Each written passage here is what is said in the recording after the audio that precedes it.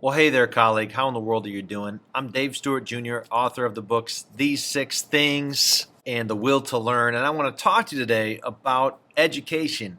It's all about relationships, right? Right? Right? Wrong. Let's talk about why.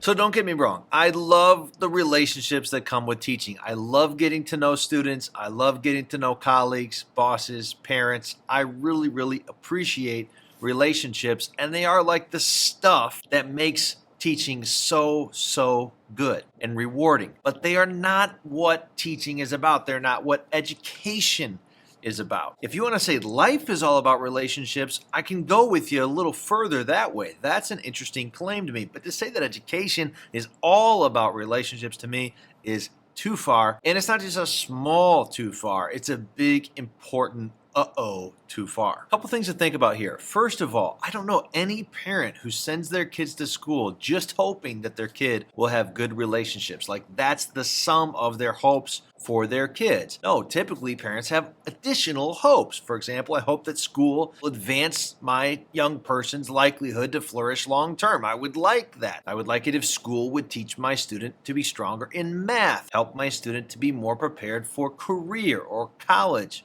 As a parent, I want more than just relationships for my students. And so when educators say things like it's all about relationships, I get a little cringy because I start to worry you might be missing something really key. Here's a statement I'm much more comfortable with. In fact, I love this statement. Education is all about growing toward mastery of subjects that you're just not going to naturally grow toward mastering. And so the further we get in our science education in school, the more we grow toward mastery of these different disciplines inside of science. The further we get in our social studies education, the more we grow in mastery of these different subdisciplines of social studies. Education is about growth toward mastery, and that is deeply interconnected with the long-term flourishing outcomes of our kids, which brings us back to the parents. I want my young children to flourish long-term. I want the young people in our community to flourish long-term. These are the things that I desire, and I want the school to be integral to that process. And it just so happens that growing stronger in mathematics or physical education or the musical arts, the process of growing toward mastery in these things, it has as natural side effects greater ability to comprehend, greater ability to think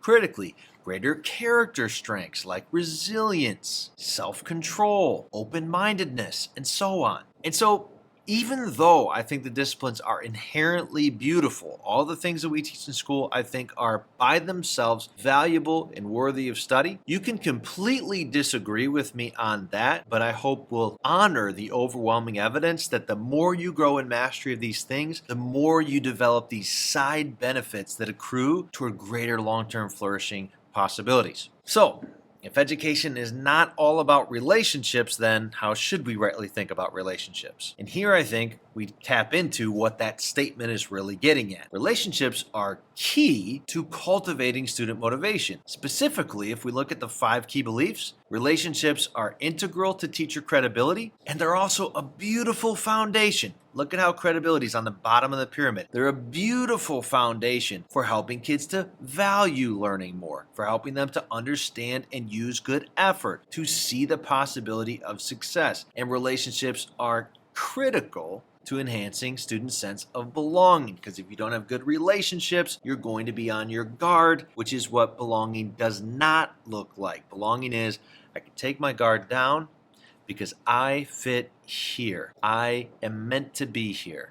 This is a sensible place for someone like me to be, and I'm not in danger. So are relationships super important for student motivation? Yeah. And you want to know one more thing they're important for?